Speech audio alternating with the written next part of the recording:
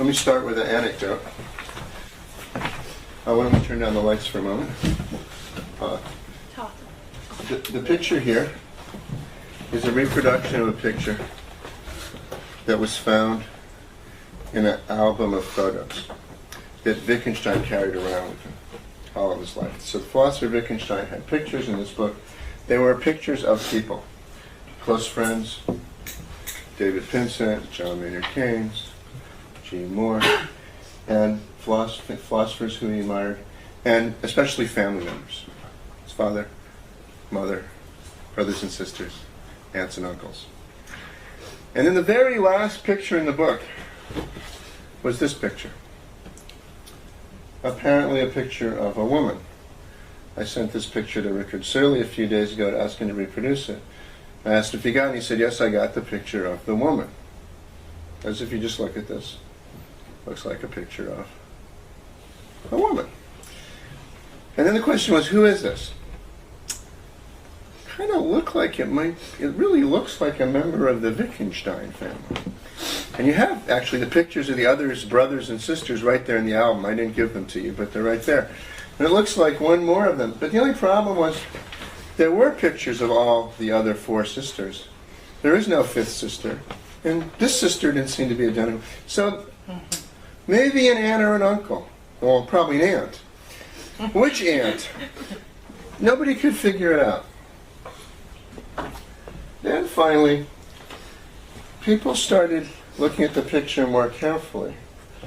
A first clue is, if you look, you'll notice some things are darker than others. So there's a necklace, another necklace, almost see a third necklace. Why is it so much lighter? Start looking at the clothes. How many garments of clothing is she wearing? One.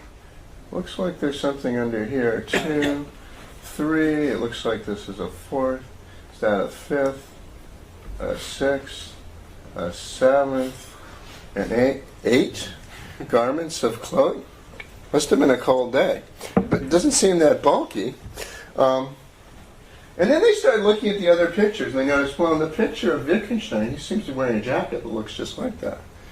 And one of them's wearing a necklace with 2 beads, and one's wearing a necklace with 1 bead, and one's wearing a V. And it wasn't by looking at the face, but actually looking at the clothes down here. They started realizing this picture somehow contains the pictures of the other 4 siblings, the 4 sisters, and the picture of Wittgenstein that preceded it in the album. This is what is called a composite photograph. So one of the things we'll be talking about today is composite photography. This particular composite photograph is one Wittgenstein made of himself and his sisters. 4 women, 1 man, hence it looks like a woman. It's a very fine composite photograph. It's quite a bit of work to make such a thing. Roughly speaking, the way Wittgenstein used many different techniques. This isn't the technique that Galton used, so I'll be talking about, but Wittgenstein used another technique, which involves having 5 people sit in front of a camera. So say you're using a photographic plate, these are old cameras, that requires a 60-second exposure to get a really crisp picture. Each of them sat in front of the camera and it was exposed for 12 seconds. So all 5 cases together gives you the quantity of time that you require for an optimal exposure. But the camera is being exposed to 5 different faces. That's not enough. They all had to sit in a chair. You can't see it, but behind them there are pegs holding their head in a certain position to make sure, in particular, the eyes and the nose are perfectly in line. Those are the axes on which all of the faces are being superimposed. The way Galton tended to do it was to take pictures, then to alter the pictures, and then to align them, and then to take photographs of the photographs. It's easier to control than with the people. You require more equipment. Wittgenstein actually just had the 5 people sit in a certain designed chair. But one point is, it's a lot of work. He went to this work, although he's a philosopher, not a photographer, because there's something that interested him about such photographs. And so part of what we want to know is what interested him. His interest in composite photography came in the first instance from his reading Galton. Sir Francis Galton is the person who really perfected, in some sense invented, and also realized part of the intellectual, philosophical significance of this technique. Maybe we'll just go on the next picture for a moment. The next picture is an example of a composite photograph that Galton made. This here is the composite made from these pictures. So these are all individual portraits of these people. These are all physicians at Harvard University. They're not members of the family. That's a composite of what? The ideal doctor, the ideal Harvard professor, the ideal Harvard medical professor. What that's a picture of is something we will come to. But Galton's thought was, by arranging these things in this way, that if you look at this picture, you should be able to see the features of each of these people in that picture. That's one thing you should be able to do, without any single one predominating, if it's done properly. And he thought many other things about the significance of these pictures. And so, let's go back to the first picture. So the aim of today's talk is, in a sense, fairly modest. What I hope to do today is at least the following: to convince you that such pictures are philosophically interesting. Why you might find them philosophically interesting, exactly what we should conclude from them, I think are actually rather difficult questions. I won't attempt to answer them in the talk, but we might take them up in the discussion. And I'm hoping, I'm looking forward to the discussion as much as the talk. I'm hoping to stimulate you to think about these things. One very straightforward question we might ask, just as a way of bringing out a certain kind of philosophical perplexity these pictures can occasion, is the following. What is this a picture of? It's a picture. If you think it's a photograph, what is it a photograph of? Well, the first thing you say, as we already know, if you look at it, it's a photograph of a woman. But there is no particular woman who is the woman which this photograph is a picture of. So if we think of photographs as some sense caused by an individual that stands in front of the camera, there is no such particular. But then how are we going to understand what it's a picture of? How you want to answer that question itself will depend upon your other philosophical commitments. So now what I'm going to do next, we can have the lights back, is talk first about John Locke, Immanuel Kant, and Johann Wolfgang Goethe. And what I'm going to suggest to you is each of them had a reason for being interested in composite photography. None of them knew about it. It wasn't invented until the second half of the 19th century and on. But they each had a reason for being interested in it. And then I'm going to try to show you that Galton's own reasons were in some ways connected with theirs, and that Wittgenstein's reasons for being interested in it is because reflection on composite photography can bring out both a kind of a truth and a kind of a limitation in the ideas of each of these thinkers. Locke here is really standing in as the classical empiricist. And what I'm interested in here is, first of all, a question Locke asks. He asks, how did general words come to be made? This is the first quotation on your handout of quotations. How did general words come to be made? Locke makes a fateful step here. He's trying to understand what concepts are. But one of the things that Locke assumes is that the following two questions are ways of asking the same question. First question, what are concepts or general ideas or general terms? And how do we come to have concepts or general ideas? Or by what process do we acquire and learn general words, make them? Locke assumes those two questions are the same question. Answering one gives you an answer to the other. And that is a very tempting thing to think in philosophy, even if you don't agree with the details of Locke's answer. That assumption itself is part of what Wittgenstein will be examining later. Locke gives a very famous answer to this question. He gives something which he calls the theory of abstraction. And so this is really an answer to both of these questions at once. What is the process by which we acquire general terms, come to learn concepts? By abstracting. But it also at the same time gives you an answer to the question, what are concepts? Or what do general terms stand for? Answer, abstract ideas. What it is to say something's an abstract idea has a very specific philosophical content loaded into it in virtue of this theory of how they're acquired. How does abstraction work? Abstraction works by our abstracting out everything that is particular to the circumstances of time and place and so forth. We let things fall away. By this process of abstraction, he says, we're capable of representing more individuals than one. So Locke's thought is our initial ideas are simple ideas. They are particulars. I see somebody, I give it a name. Maybe I call it Richard. That's just a name of something particular. Cato, I've got 2 particular ideas. Gunnar, I've got 3 particular ideas. I'm not going to get very far as a thinker if I only have ideas like that. I only have words that, as it were, function as proper names. So I need to arrive at something more general. I do this by abstracting from the particulars. And one feature of Locke's theory that's worth making explicit, Locke makes this explicit. People repress this by thinking it's only with some such conception that the theory of abstraction fully makes sense. These initial simple ideas are themselves pictures, Locke says, or at least like pictures. What I do when I form my initial ideas is I have a picture of this individual, a picture of that individual, a picture of that individual. Well, where? Does it mean if you open up my head you'll find a picture? No, well, they will say it's a mental picture. But some thought still is that its representational capacity vis-a-vis the individual it represents is to be understood on the model of how a picture represents a thing it represents. How is that? Well, we're told resemblance. The picture resembles, in some sense copies, the pictures of the thing. It's a good picture. It contains all the determinacy and detail the thing itself does. Then if we want general ideas, we need to leave those out, all of that detail. So the thought is the baby's first word might be something like mama. What does mama mean? Well, it means a particular idea. What is a particular idea? In the first instance, it's something like a mental picture of mama. But now we want to go on and say, form a concept of a mother. Maybe even eventually a woman. Maybe even eventually the concept of a person.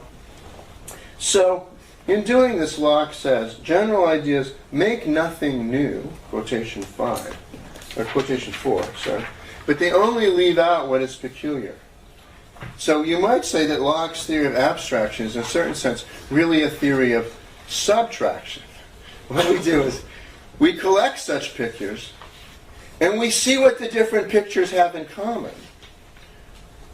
And we leave out that which they don't have in common, and that which the pictures do have in common. Slide 2 might be relevant here.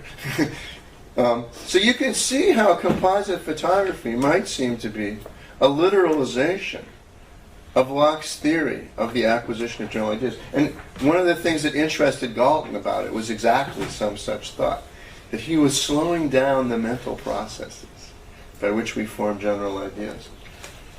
We have this particular idea, we have this particular idea, sorry.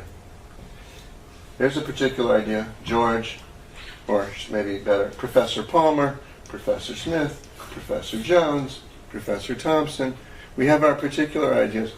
Now we form a general idea of that which they all have in common. Maybe it looks like that.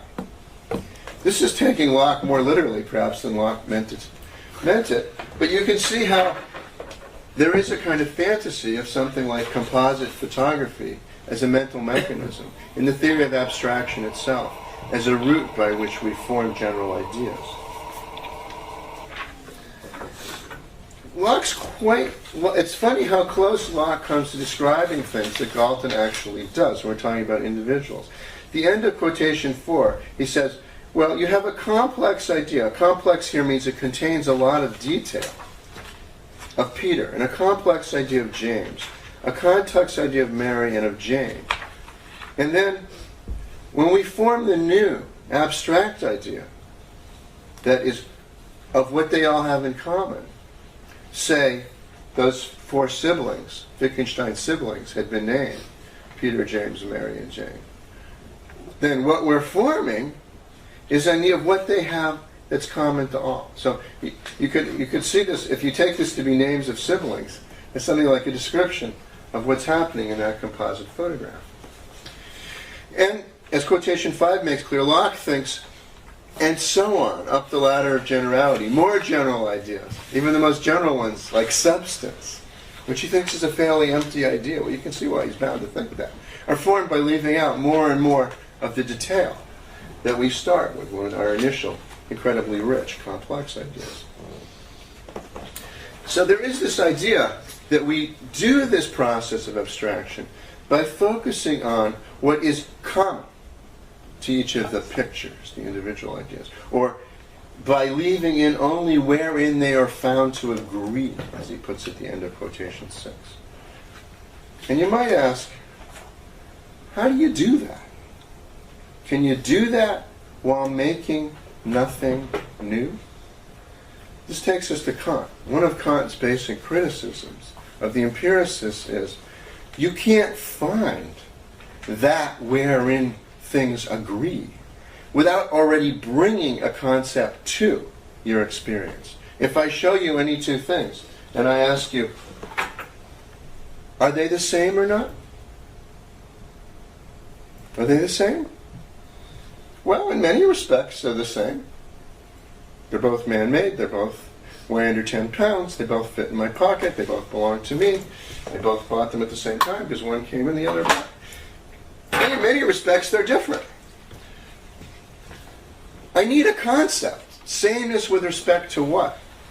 In order to determine a dimension of resemblance. Resemblance isn't something I can just pick out of individuals in virtue of the individuals they are. So Kant will say, no, we can't arrive at concepts by making nothing new. Rather, we have perceptions of things falling under concepts because we first make the concepts and bring them to experience. Concepts are, if you will, exercises of our faculty of spontaneity, as Kant puts it. You can bring out the problem here for Locke in a very straightforward way. Consider the following concepts: father, son, brother, uncle. Picture of Richard, picture of Kanto, picture of Gunnar. How am I going to iterate these pictures, leaving out what they don't have in common, only taking what they have in common, and closing in on brother, uncle, father, one of those concepts instead of the other? In the average population, many people are brothers and uncles and fathers and sons. Very hard to be a son without having a father, and so forth. So these individuals can all be sorted under those concepts. It isn't as if pictures of them, iterated, will, as it were, give you a picture of the one rather than the other. Those principles of sorting themselves have to come from our first fashioning concepts, in accordance with which things are grouped.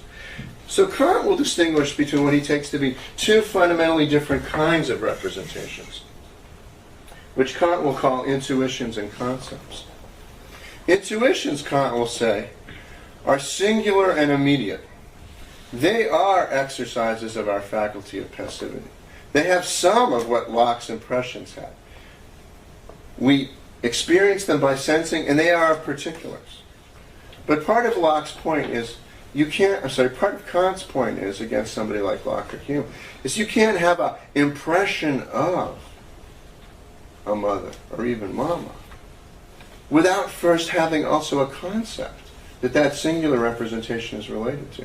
To experience something as mama is to be capable of judging, this is mama, which is to bring that particular under a concept. It presupposes a judgment, and that judgment involves more than the apprehension of a singular particular, passively taken in. So we do need singular immediate intuitions like singular immediate representations like intuitions, but we also need concepts. Concepts, Kant says, are general and mediated. We never immediately perceive a concept.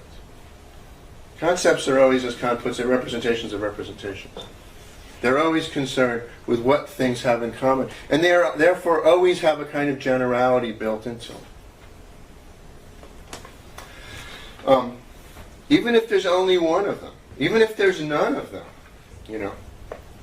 the concept, people in this room over 7 feet, has the extension of 0. There are no such people.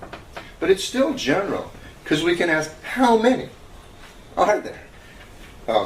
That question is well formed. So the question is, what makes it general is not, is there 0 or is there 1?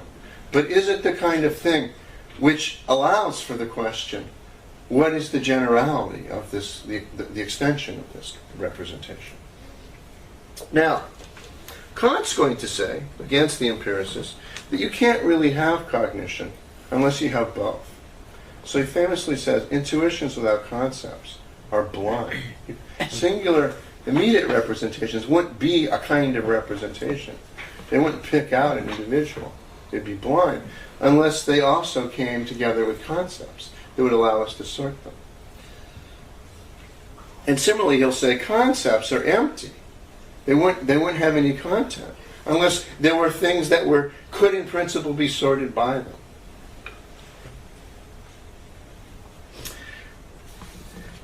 Now, there are two issues that come up in Kant that are going to be important for the subsequent story I'm going to tell. You might think of them as two kinds of problems that come up in Kant's philosophy. The first comes up in what became a very notorious set of pages that Kant wrote, namely section 77 of the Critique of Judgment. These pages were of tremendous interest to subsequent German philosophy. There's a sense in which you can say much of subsequent German philosophy came out of those pages. Section 77 are pages from early in the second half of the Third Critique, the part called, the Third Critique is the Critique of Judgment. They come from the part called the Critique of Teleological Judgment. Kant's there trying to understand how we represent features of nature where our understanding of the part seemed to presuppose a prior understanding of a certain kind of whole. So understanding a certain kind of organism, an animal or a plant, seems to first involve understanding as a whole what kind of form it is and what kind of purposes it has. So to take a simple kind of example, we can make a statement like this. Horses have 4 legs, or the horse is 4-legged. When I say that, I'm not engaging in empirical generalization. Show me a horse, it will always have 4 legs. You show me a 3-legged horse, there are some. I'm not going to think, oops. Horses have 3.97 legs. Got it wrong. That's not the right thing to say. The answer is simple. We have a conception, as it were, what a healthy, thriving horse is, what the form of a horse is, such that a 3-legged horse is not a counterexample to the claim that horses have 4 legs. Our understanding of what that 3-legged horse is an expression of a life form that, properly understand, is, in its ideality, is 4-legged. Similarly with all sorts of other respects. In the summer, birds fly south. Yeah, there's some crazy little bird will head off the wrong way. What we want to understand is why that bird did that. We don't want to alter our generalization about birds. So we understand these life forms through understanding of the kind of whole they are. And the individuals that make up that whole are then understood relative to the whole. But how could that be? Kant thinks that requires our sort of mimicking a kind of understanding by first coming up with mechanical explanations that then mimic what these intentional explanations of the life forms seem to characterize. Because he thinks that, strictly speaking, our understanding of wholes always has to be understood as reciprocally related to an understanding of the parts. This is connected with his thinking that sensibility and understanding are distinct kinds of exercises that have to work a certain kind of way. Kant contrasts, in section 77 of the Third Critique, our understanding with another possible type of understanding, which he says there's no logical contradiction in, and we can form it to see how ours is different from that. That would be what he calls an archetypal understanding. We can conceive of such an understanding, he says, in quotation 3 under Kant, which, since it is not discursive like ours, but is intuitive, involves such an intuition of the whole as such. That would require that we had an immediate apprehension of generality, that we could intuitively apprehend a whole we could see something that has the character of concepts through the exercise of something like a faculty of intuition. That's exactly what Kant's distinction of two fundamental kinds of representation does not allow for. Because we finite beings, he thinks, must always first apprehend that which is outside of us, which always requires a sensibility which then involves a further reflective act on the part of the understanding before generality enters into the form of thought and apprehension we are capable of. So that's the first issue that comes up in Kant. A second one comes up in quotation 4. This is a passage in Kant that comes up just before what is called the schematism in the first critique. And what Kant realizes there is a very important problem which is still at the heart of contemporary philosophy. Some people think Wittgenstein, with his rule-following considerations, discovered this problem, but it's already in the first critique. What Kant realizes is, if we think of concepts as something like rules, and we think of the understanding as the faculty of rules, the faculty that gives us these concepts, and we think of judgment as the faculty that subsumes particulars under these concepts, and we think of judgment as is itself something like the applying of rules, then a regress looms. That it looks like in order to bring an individual under a concept, I myself first need a rule which tells me how to do that. But then I need to understand that rule and bring that case under the concept of that rule, which in turn requires, and we're off on a regress. So it looks like judgment, Kant thinks, there has to be some way to make sense of it. That judgment is a kind of primitive faculty in which we can apprehend individuals and we can have concepts and see that they apply. But the application of the concepts cannot itself be mediated in terms of an account that tells you why you apply that concept into further concepts. This is a further critique of the molecularism of empiricism. It's very tempting to think, how do you know something is a brother? Well, because it's a male sibling.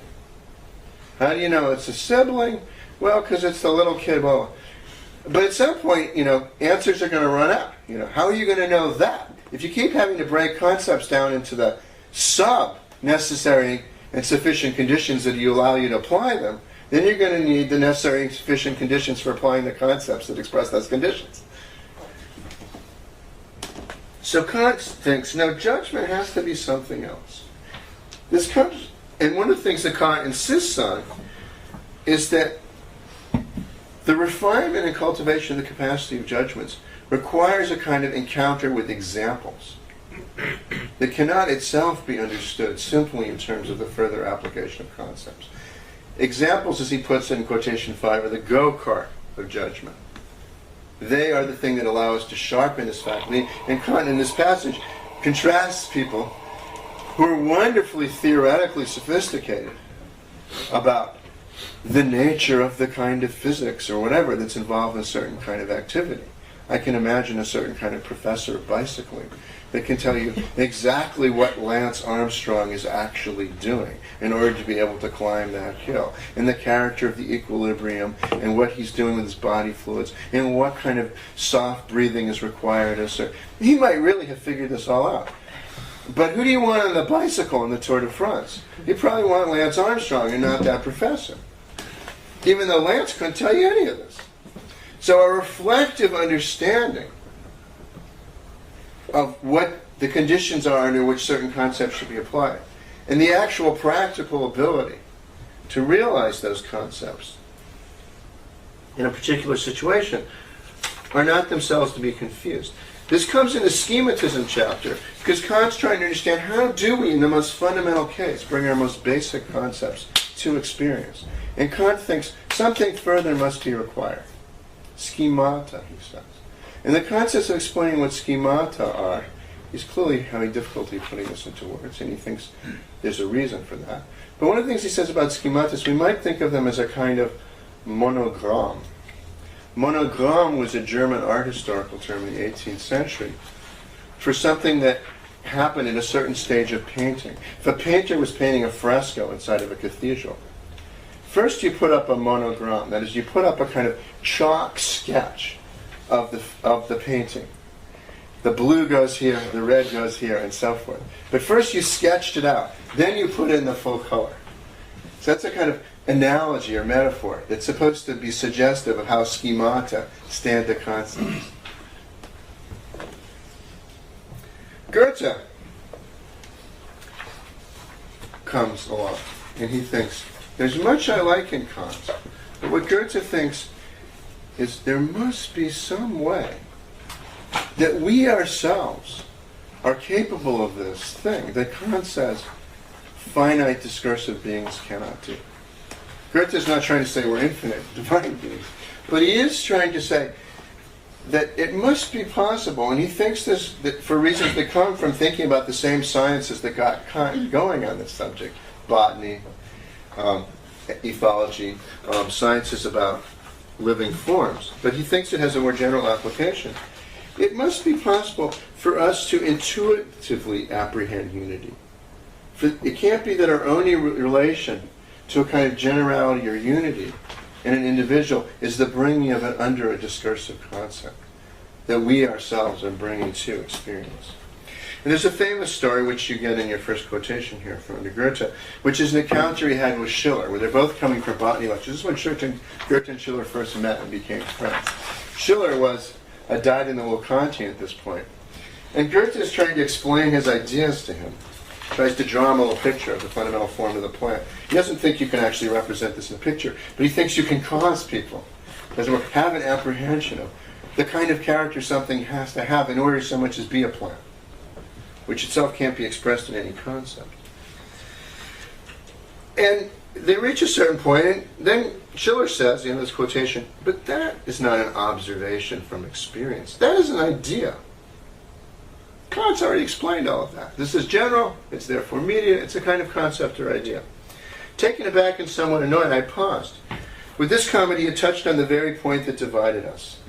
I collected my wits and replied, that I may rejoice that I have ideas without knowing it, and can even see them with my very eyes. So we might put Goethe's, from a Kantian point of view, slightly crazy thought by saying, it must be possible to see a concept, to see something general with one's eye simply in virtue of looking.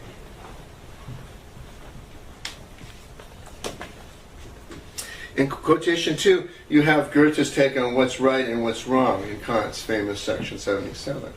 He thinks, well, yes, there's something we finite beings cannot do, but there also must be something that's being characterized here. A kind of and he thinks that he sees Kant here as he almost wonders whether Kant's ironic. He's driving us to a kind of despair by describing this possibility and saying, we cannot have it, thereby actually posing the fundamental philosophical problem rather than solving it.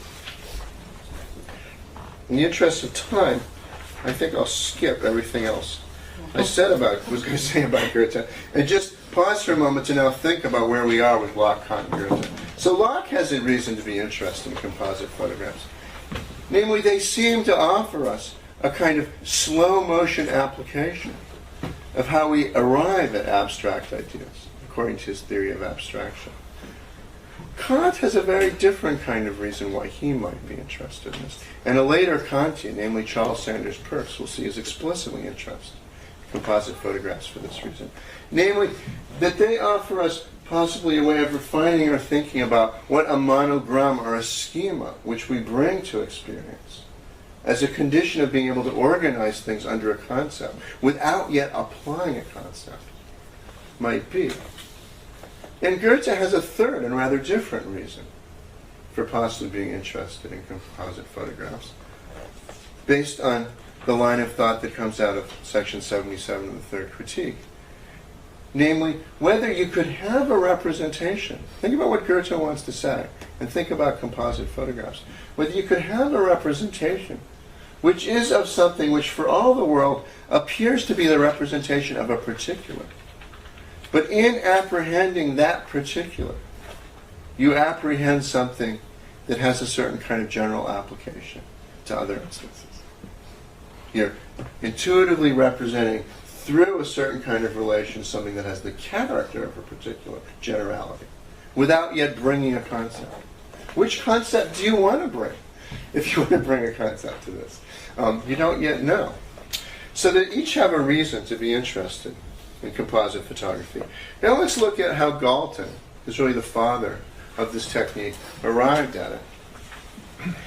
One line of thought we have in Galton, which you find in quotation 1, is just being struck by just in itself what an amazing feat it is that human beings can recognize faces. If you're in an enormous crowd with many people, you can pick out somebody you know like that.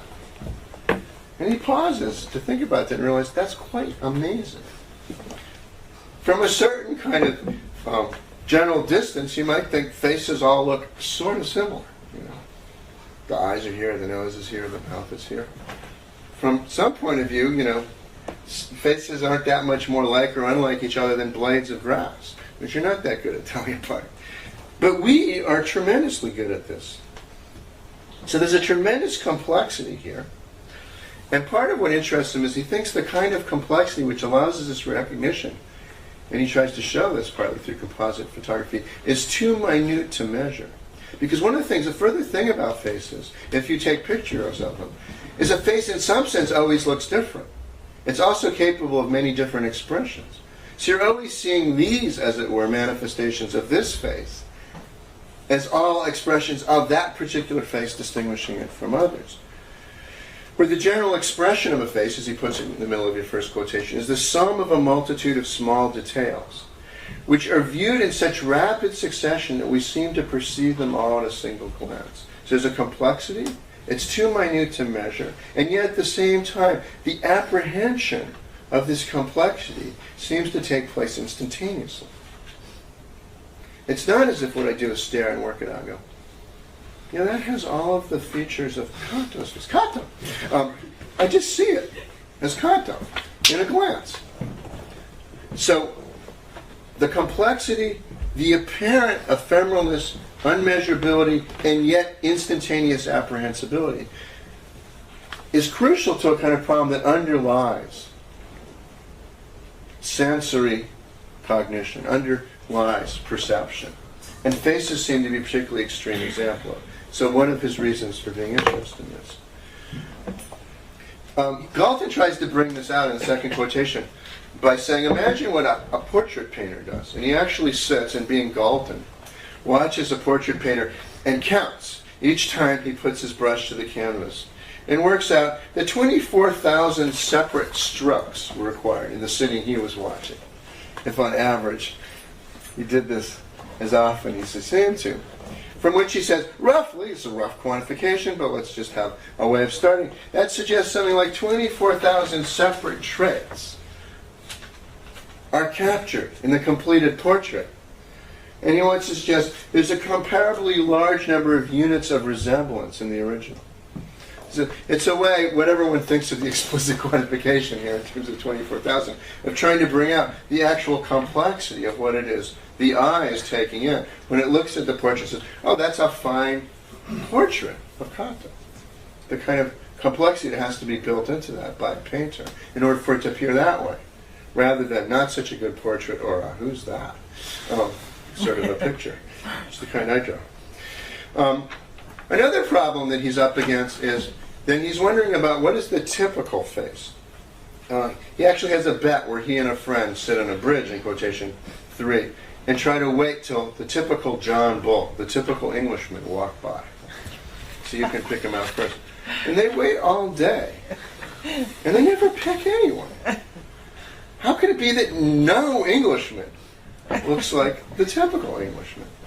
And yet they're all, many of them are recognized. They can separate them out from the Chinese and so forth. These are times when racial pronouncements in London are somewhat more extreme. They can tell these are all Englishmen. And yet none of them seems to represent an ideal case. So he says, in quotation 4, it was a means of procuring really representative faces that he contrived this method of composite portraiture, to get the really representative, or the really typical face. So this suggests an answer to the question, what's that a picture of? It's a picture of a certain kind of typical face.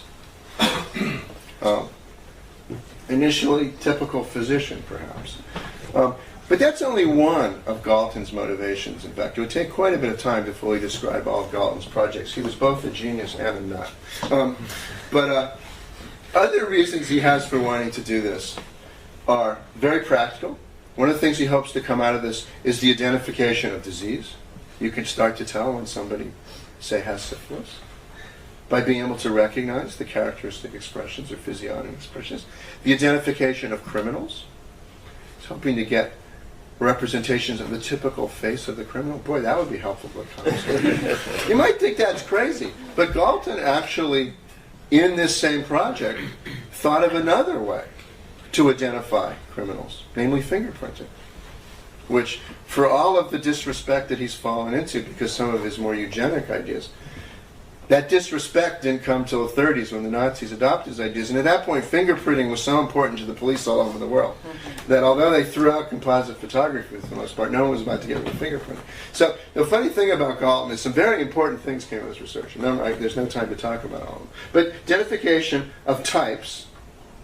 And then finally, another thing I'll talk about briefly is part of what he's interested in. He's also one of the fathers of modern statistics. He's a very good mathematician. And one of the things he's interested in is the pictorial representation of statistical significance. Say something about how he thinks composite photography is root to that in a moment. Quotation 5, you have something I'm not going to discuss, but I just thought I owed it to you, was at least one description of how these composite photographs are made. This is actually Galton's simplest method of doing this, which he immediately abandons in favor of methods that work better but are even more complicated to explain. If you're interested in exactly how these things are made, we can talk about it, but I didn't want to leave it a complete mystery. Now, what is the effect of composite portraiture? Galton says in quotation 6, it's to bring into evidence all the traits in which there is agreement, and to leave but a ghost of a trace of individual peculiarities. So the things that people have in common, it's useful here to think about this person's, I don't think Galton cared about this, but it brings out the point nicely. Think about this person's facial hair. This person's facial, if I can speak of this person in this case, if you'll forgive a singular reference in talking about the composite. This person's facial hair, you might think of as representing a kind of pictorial, statistical average of the kinds of facial hair we have here. How far, this guy's got an enormous beard. He's the only guy who has that, so that's mostly gone. We have a lot of mustaches, so we have this part of the mustache is most pronounced. If you think of the darkness of the hair as itself representing the frequency of hair occurrence. Now, hair, facial hair is something you can just shave off, so I don't think Galton would be very happy with my focusing on this. But it brings out something he's interested in with respect to the other parts of the face, particularly clearly, which is when you make a composite, you're only going to get a ghost of the traces of the things that are statistically fairly eccentric. And you're going to get a highlighting of the features that are statistically frequent. There are so many traits in common in all faces that a composite picture, when made from many components, is far from being a blur. And here comes a phrase that's something that Galton struggles with what to make of. It has the look of an ideal composition. It doesn't just have the character of being a certain kind of statistically average, but it has the aspect of a kind of ideality. We'll come back to this. Something that would have been interesting to Goethe. But Galton's not sure what to make of it, I think, really. But he's honest about it. He says, one of the things he points out about these composite portraits that we already noticed in the story of the Wittgenstein picture in the album, is that these faces have a surprising air of reality. You make a composite, well, it looks like a picture of somebody. He says, nobody who glanced at one of them for the first time without a doubt, would doubt its being the likeness of a living person. Yet, it is no such thing. And then Galton says, it's a portrait of a type, not individual. So Galton wants to say, whenever we make a composite, it's a portrait of a type. How does he know that? What kind of claim is that? Here he started with physicians. Staley just started with random pictures of people of all different kinds. Black, white, big, little, doctors and lawyers, rich and poor, employed and unemployed, happy and sad, old and young. 17 of them. We made a composite. What type would that be a picture of? He started with physicians. So he's already, as it were, applying a concept and telling us what this picture is a picture of a type of. We want this as a theory of how we arrive at types.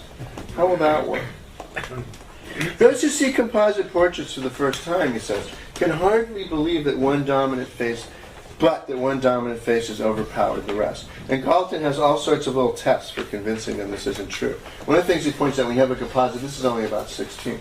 When you have a composite made of many pictures, one of the things you can do is take out the one that they think dominates.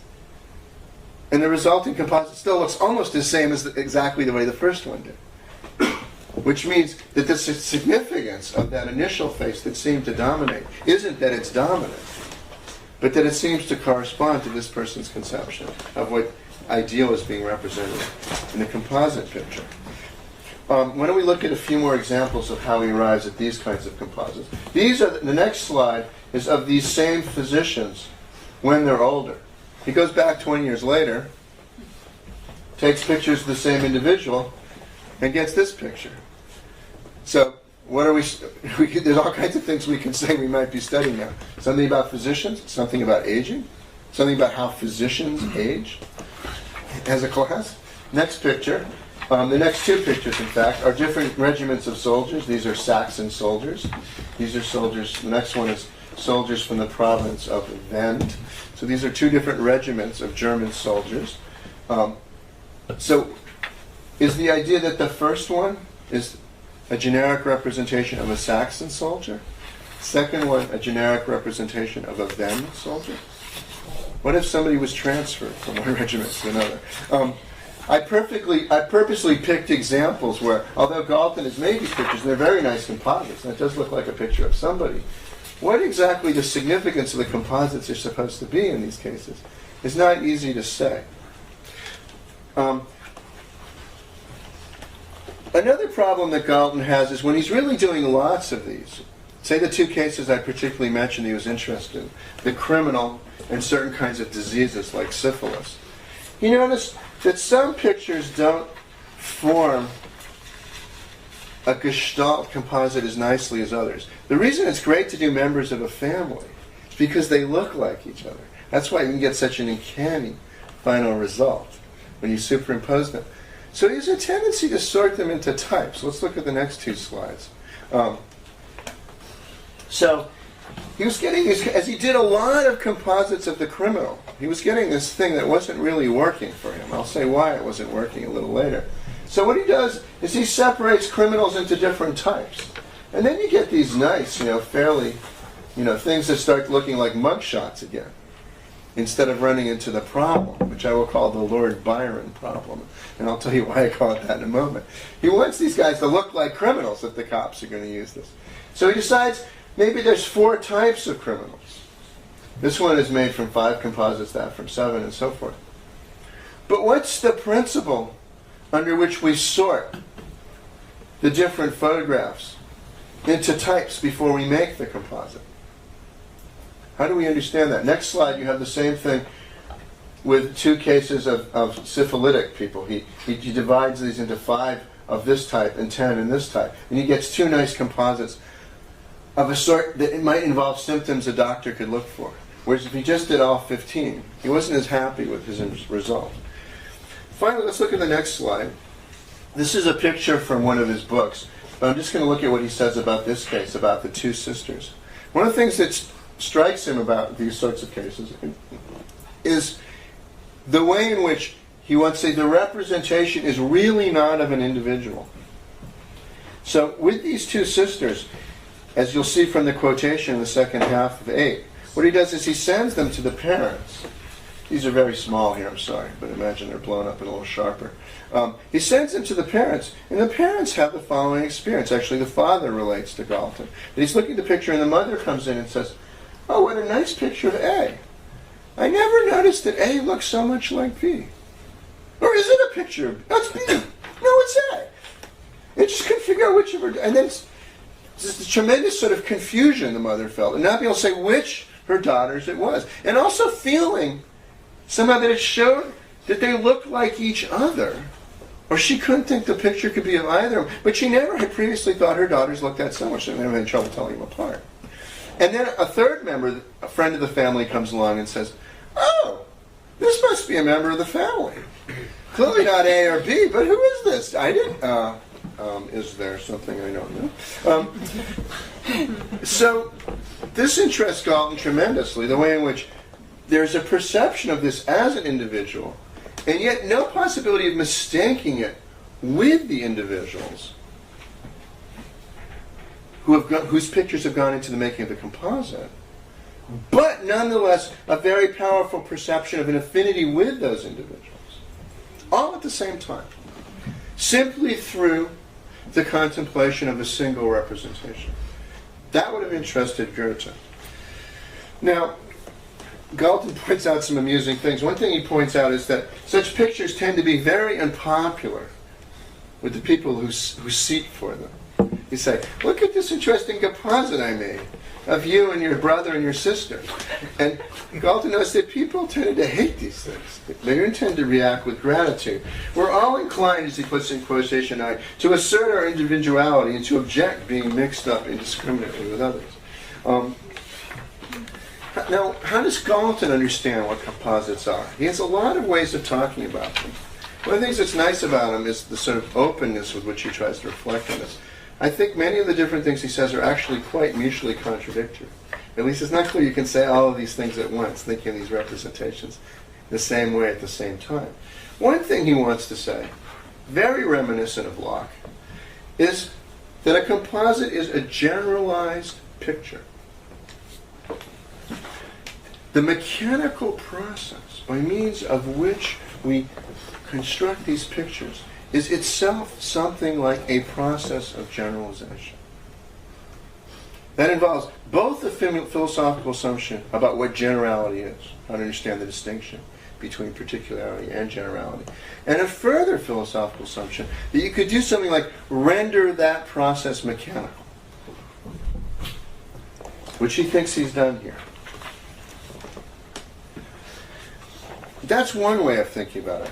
What I think Wittgenstein is going to say, in fact, as we'll see in a moment, is the opposite. That part of the interest of Galton's application of composite photography in this area is that it gives us a reductio ad absurdum of the empiricist theory of ideas. That if we try to take literally the theory that what generality is abstraction of that sort, then we see why the idea ends in emptiness. So it's exactly the opposite interest in it that Galton has. That's only one of Galton's ways of thinking about it.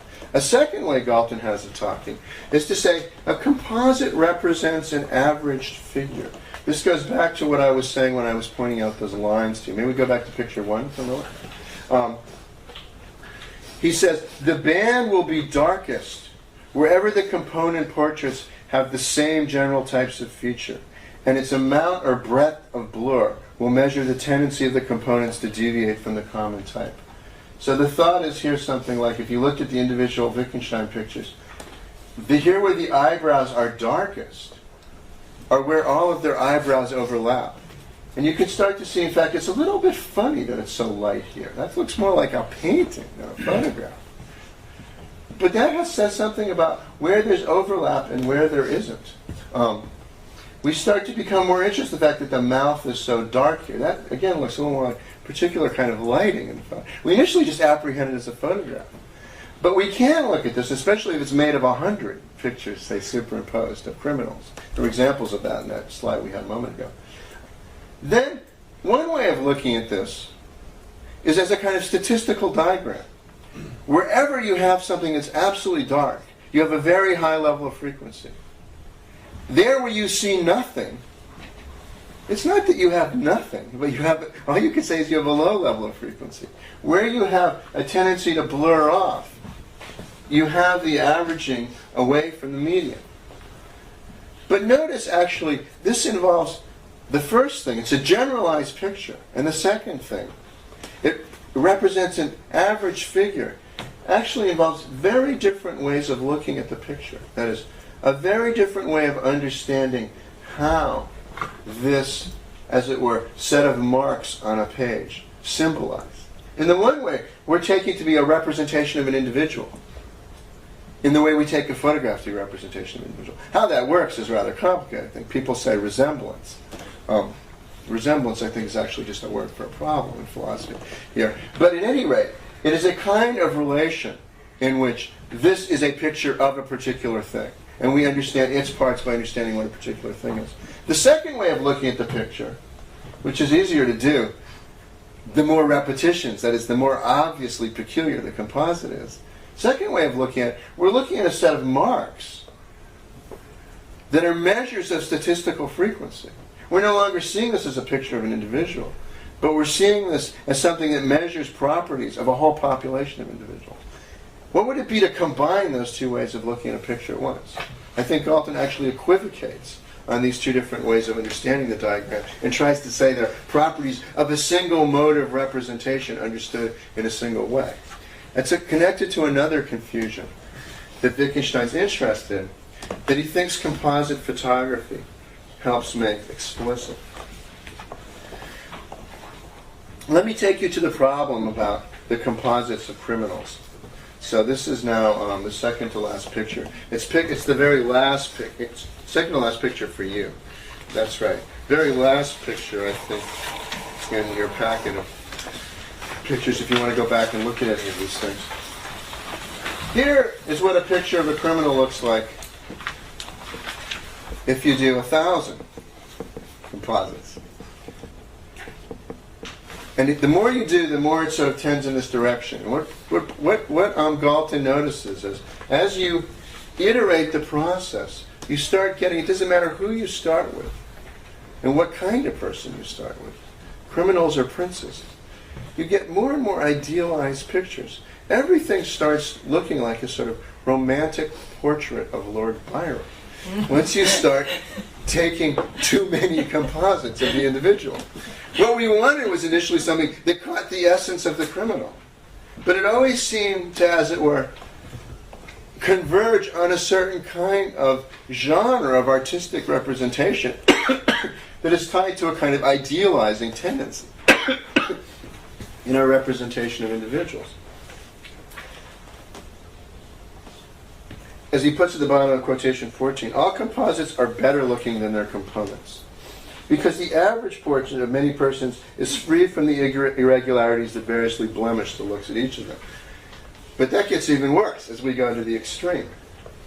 So one of the things that happens is that as we iterate the process of composition, compositionality does not lead to our distinguishing different concepts with sharper and sharper boundaries. Rather, it leads to something becoming more and more faded and more idealized.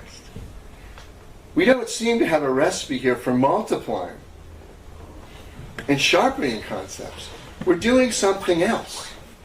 And this helps bring out something. This comes up in the second of the Wittgenstein quotations, the end of your handout. No, first of the Wittgenstein quotation, the end of your handout, the one from the blue book. Something that Wittgenstein finds very helpful about Galton's work and bring out a kind of confusion that he thinks runs throughout the history of philosophy and thinking about the activity of conceptualization. Namely, a conflation between the distinction between that which is particular and that which is general, and that which is specific and that which is generic. That those two distinctions get conflated into a single distinction. The relationship between concepts and individuals, that notion of universality, requires that the concepts really have sharp boundaries. Whether something is a mother, or a sister, or a daughter. And you're not going to be able to get those sharp boundaries through the iteration of impressions and just trying to see how they overlap. On the contrary.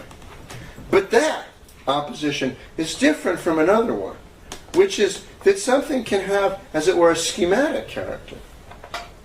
But that kind of schematic character that things have, when we bring out the way in which there's a certain kind of interminacy in the character of the immediately sensory representation. Indeterminacy in sensory representation is not the same thing as generality. If you look out the window at a lawn, I'll ask you, what do you see? I see a lawn. What's a lawn? Well, it's many blades of grass. But the lawn itself has a particular number of blades of grass. You can't have a lawn, you can't have some patch of lawn that just has an indefinite number of blades of grass. Anything you look at has a determinate character. But your experience of it has a generic character. Even in this room, there look to me to be about 15 people. I haven't counted them. But there is a determinate number of people.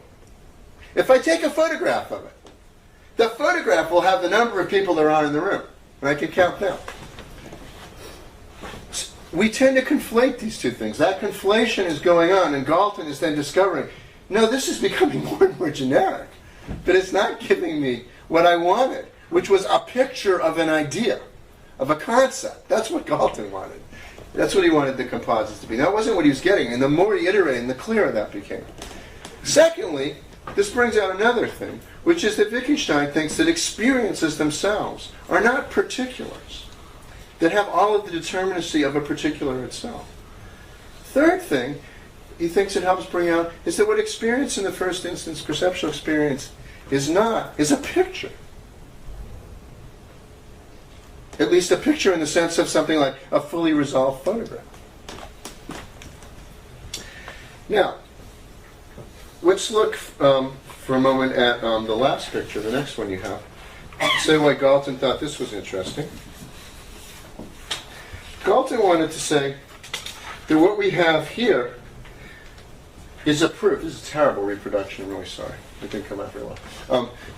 But what it is a woodcut. It's a photograph of a woodcut. But the woodcut was made in a particular way. And Galton wanted to argue by means of, I think, a very ingenious but also in some way crazy argument, that it's proof that, as he puts it, a composite photograph is a true composition. So what he did is he took a very nicely made composite photograph of three men. He then made a negative of this, projected the negative onto a block of wood. So you had, as it were, a photograph rather than on paper, on a block of wood. Gave it to a woodcut artist, who then did what he did, which is strike grooves in the wood, make a wood cloth, and then we got a print. And the print, lo and behold, did not look like the composite. It was different from the composite, and it looked like a particular person. And the particular person it looked like was one of the three people of whose pictures the composite was made. But the woodblock artist had never seen that person. On quotation 15, you have Galton's full statement of why this is a proof that the constructed composite is a true combination.